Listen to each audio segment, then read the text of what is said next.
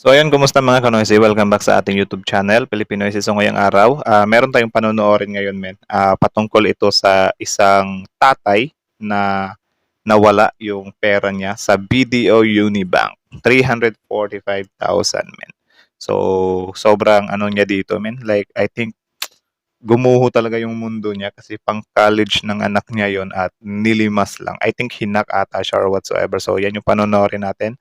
So this video is from Glenn Cañete. So yun, viral nga siya ngayon at panoorin lang natin to, men. I think for awareness na rin, ano, especially you if ever na meron kayong BDO account or kahit hindi sa BDO account, pati sa ibang bank, posible kasi itong mangyari, you know. So, tingnan natin to for awareness lang din. So, bago natin simulan, again, Pilipinoysi, like, comment, share, subscribe. So, hindi na natin to patatagalin pa. Simulan na natin. Baka agawin pa ng China. Video ito ay may pamagat na, no, courtesy Glenn Cañete, viral BDO Unibank. 345,000 nawala. Grabe. Ang laki nun, na 345,000. So, again, like, comment, share, subscribe. Start. Hello guys, good morning. Hindi ko alam kung paano kung umpisahan Grabe, no? video. Ang account ng anak ko na-hack. Okay, na-hack. Ubus lahat ng laman pang college niya. Hindi ko alam kung paano umpisahan. Grabe, no? Sabi ng video, successful daw yung na-connect yung account ko sa online. Samantalang itong passbook na to, passbook lang to, walang online bank. Di ba? Paano nangyari yun, men? Passbook lang, walang online bank, tapos na-access sa online. Do you think ba merong ano dito, men? Inside job. Kasi yun yung ano tawag dyan, pinag-aano nila sa comment section. Like, baka may inside job daw or whatsoever. Kasi, paano nila ma-access nga yan sa online? Passbook nga yan. Walang card. Wala ding card. Nasakit. Ubos lahat. 345,000 nilimas lahat ng akat. Diba? 345,000. Kala mo naman talaga pinupulot mo lang yung 345,000 eh. Tapos hindi isa sa uli. Tangay.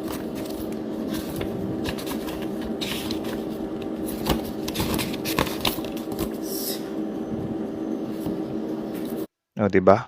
Kita nyo ba yun? Wait lang, ulit nga natin. Tingnan natin kung ano yung ano niya, di ba? Wait lang. Tangay.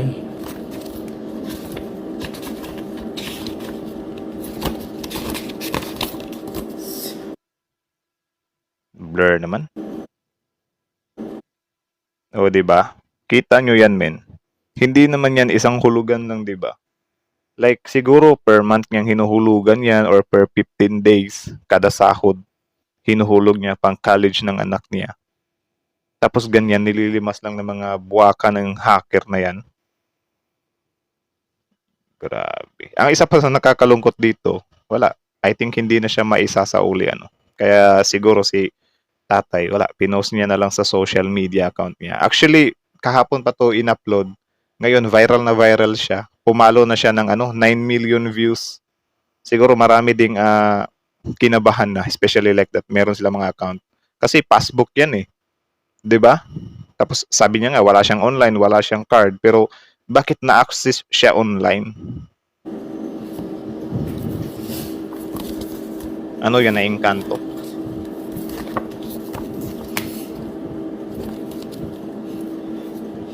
Video, baka naman. Hoy, BDO, baka naman. Ay. Kakalungkot yung ganyan, ano.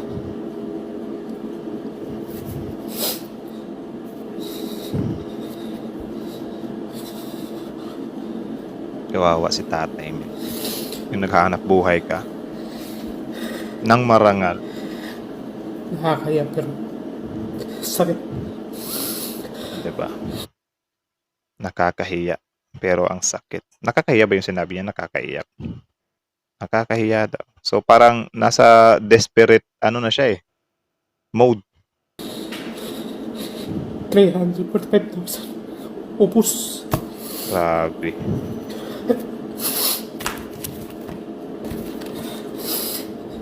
Kaya may na ng video sa akin. Sabi, hindi na raw makuha yung pera. Grabe naman, di na makukuha. Successful daw yung nakonik sa online bank. Yung ATM o yung card na to. Grabe, feel ko na-hack siya through text message. Kasi ako guys, kahit wala akong video account, may nagte-text sa akin na makuklose na daw yung video account ko. Siguro sila parang nabitag sila dun. Kasi nga naman syempre ako wala akong video account so hindi ako magpapanik, tinatawanan ko lang. Pero sila na meron silang video account at saka syempre 345,000 yung laman. Magpapanik talaga sila. Yung ano kasi nila yung way kasi nila ng pag-text is parang mamadaliin ka nila. Like mako-close na daw yung account mo. Grabe.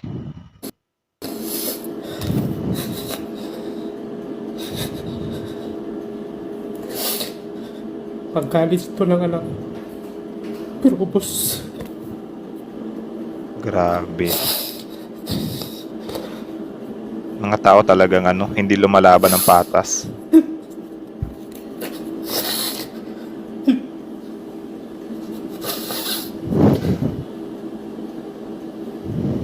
Grabe.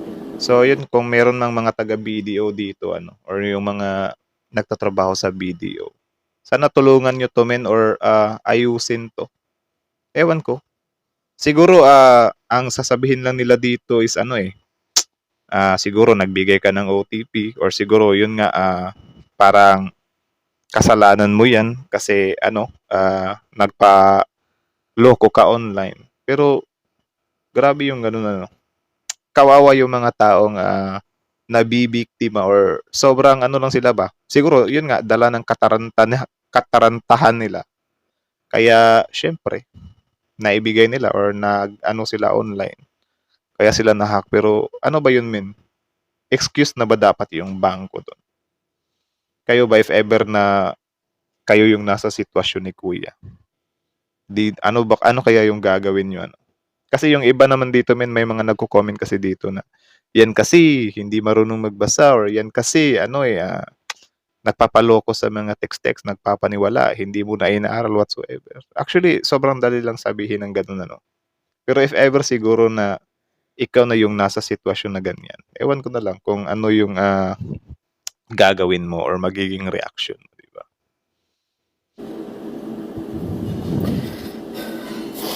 Pakasakit. Yung wala kang makuha, wala kang mabalik na pera. Ilang taon mong inipon. Ilang taon ha? Video, baka naman, magawa nyo pa ng paraan. Video! Passbook lang to. Walang online bank, walang card. Pero ano nangyari? Baka naman may makatulong. Tropa. So ayun, mga taga-BDO, i-contact nyo si Tatay. Yung Facebook niya is Glean Cañete. Ilalagay ko na lang yung original video link ng live na to.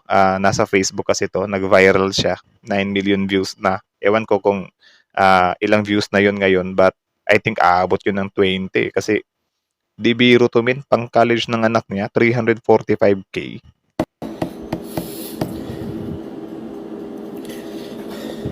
Pagkalit ito ng anak ko, pero upos. Pakasakit. Malaban ng patas yung tao Hindi ko alam anong gagawin ko nito. 0-0. May kilala kayo sa video. Nakakayak. Kahit ano lang bigyan lang ng consideration ba? Kasi kahit sabihin na natin na na-hack siya, kasalanan niya kung nauto siya ng mga text message or whatsoever. Pero kahit consideration na lang siguro. Kawawa Grabe Or paano kaya yun nangyari Passbook lang siya Tapos na-hack siya online, na-activate daw online. Possible pala yun. So yun kung meron kayong mga video account dyan, mag-iingat kayo. Ay, hindi lang sa video, kahit sa lahat ng bank kasi kalat yung mga hacker na ngayon eh. Guys, patulong naman. Please. Sino pong may alam? Nakakayak talaga. Pangkalis na to sa kanya ngayong year na to. Pero walang nangyari. Ngayong year pa talaga gagamitin. Ano?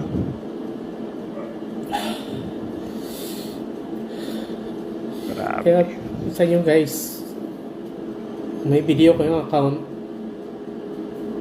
Mag-iingat kayo. Walang paano nyo na-update yan. Pero sa ito kasi talaga pakastik. Yung na-report namin, naghintay kami ng 7 days. Pero ito yung na-receive namin. Wala kaming makuha. Walang mabalik na pera. Grabe. Ubus. Kasi na-successful daw yung nakunik yung account ko. Ang account ng anak ko Ano to? Wala ba tong mga OTP guys? sa online bank. Eh, samantala namang ito, naka-passbook lang to. Passbook lang, di ba? Baka sakit. Do you think ba excuse yung bank dun? Kaya may mga expert ba dyan? Comment nga kayo sa baba guys. Kung ano ba yun? Yung ginawa ng bank na parang wala na silang gagawin. Okay ba yun sa inyo? If ever na sa inyo din mangyari yun. Di ba? Hindi ko alam ano mangyari. Ano gagawin ito.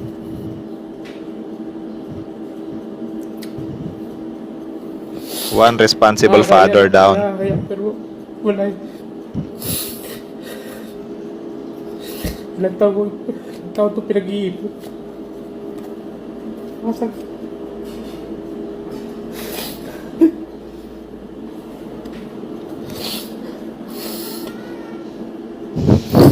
Grabe.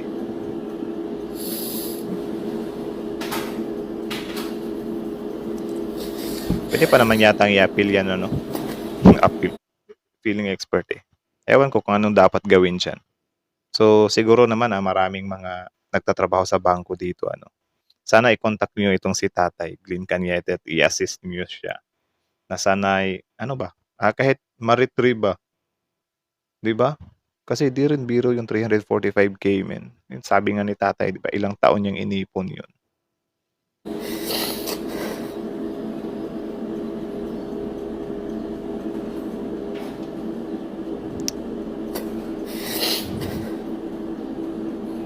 Isang responsableng ama na naman. Grabe. Nabiktima ng mga taong hindi lumalaban ng patas eh. Oh, goodness. So yun lang. Kayo mga kanoysi, anong masasabi nyo dun? Comment down below. Tapos yun, pag-usapan natin yan sa comment section. Ano. So again, this video is from Glenn Cañete. Siya yung victim sa hacking nga ng passbook niya, ano, para sa kanyang anak na mag-aaral na sana sa college.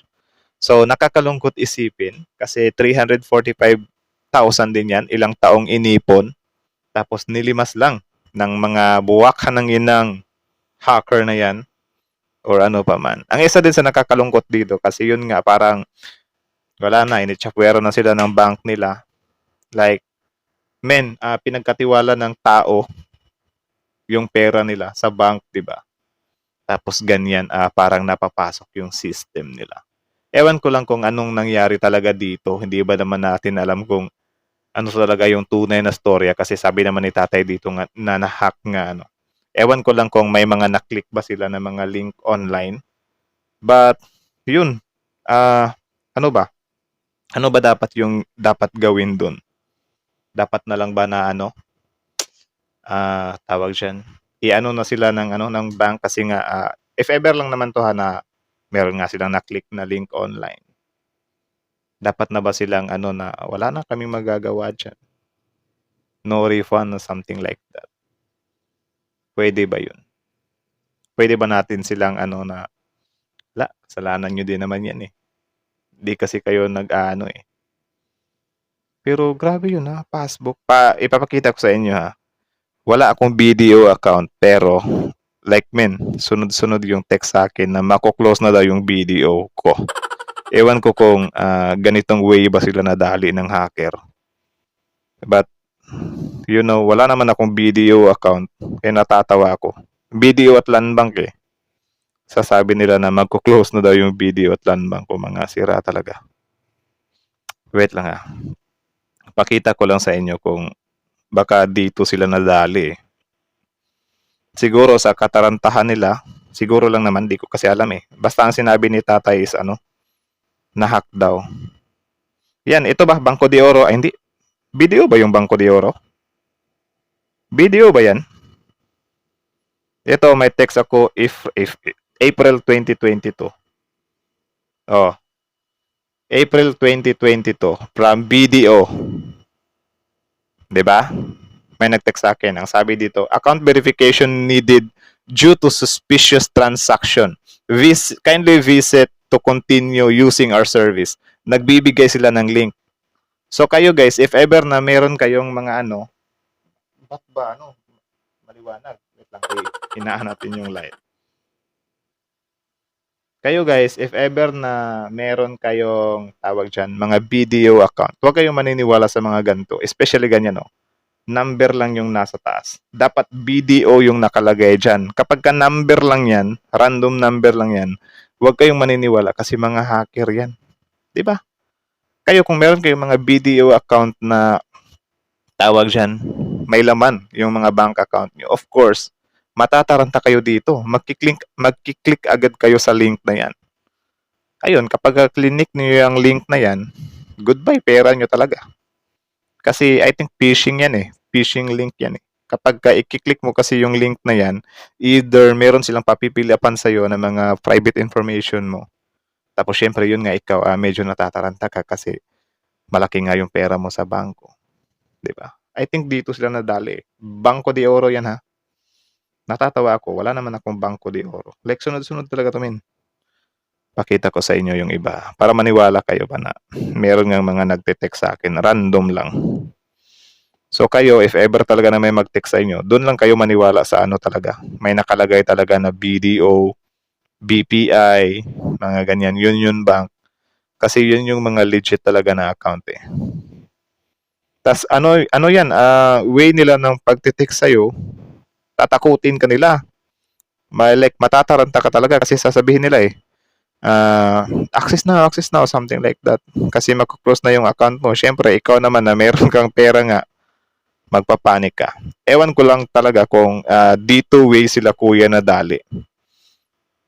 Kasi kung dito wala eh, parang di talaga sila ng bank niyan kasi yung mga bank naman natin dito, may mga sila, may mga pinapadala silang email sa'yo parati na huwag maniwala sa mga online scam, huwag magbigay ng mga tawag dyan, huwag magbigay ng mga sensitive information. Kasi yun, habang ginagawa nila yan, if ever na mabibiktima ka pa, like, I think yan yung gagamitin nilang defense na, yan, nag-message naman kami sa inyo eh, na huwag kayong maniniwala sa mga ganyan, mga scam yan. So, ito pa, from Feb 12 naman to.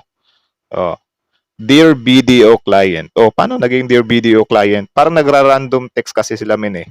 Like lahat ng bank account na Dear BDO client, as part of our continuous effort to bring you the best online banking service, we request that you verify your account information to continually access mobile banking and receive an OTP. Proceed to. Magbibigay na naman ng link.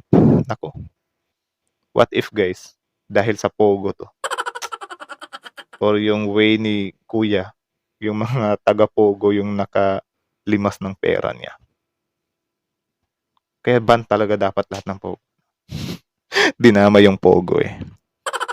So yun, kaya kayo, mag-ingat talaga kayo sa mga nakakausap nyo online, mga text message. Huwag kayong mataranta agad kung ano man. Kasi ako, sobrang dami ko ng mga message na natanggap eh. Like GCash, even GCash yan BDO, BPI Union Bank, mga ganun na parang magko-close na daw yung account mo. Kapag ka nataranta ka talaga, good luck talaga sa account mo.